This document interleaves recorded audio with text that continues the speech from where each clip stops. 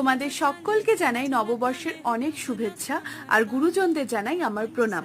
বছরের শুরুর দিনটায় একটুখানি অনিয়ম করে ফেলেছিলাম আর সেই কারণে শরীরটাও খারাপ হয়ে গেছিল, আর তাই ভিডিওটা দিতে একটু দেরি হয়ে গেল। পয়লা বৈশাখের দিন সারাদিন বাড়িতেই ছিলাম, তারপর বিকেলবেলা বন্ধুরা মিলে বেরিয়েছিলাম কাছাকাছি একটু ঘুরতে, আর তারপর চলে গেছিলাম সবাই মিলে ব্লু মার্ক ক্যাফেতে।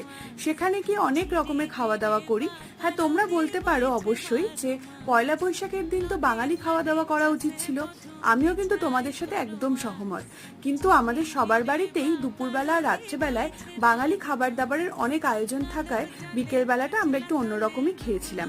আসলে খাওয়া দাওয়াটা তো ছিল একটা উপলক্ষ মাত্র, আমাদের তো আসল কারণ ছিল বন্ধু বান্ধবের সাথে সময় কাটাবো। বছরের প্রথম দিনে তো নিজের প্রিয় মানুষদের সাথে সময় কাটাতে খুবই ভালো লাগে, তাই না? তোমরা বছরের প্রথম দিনটা কিভাবে কাটালে অবশ্যই জানিও, আর আশা করি তোমাদের সারা বছর খুব খুব ভালো কাটুক। সবাই খুব ভালো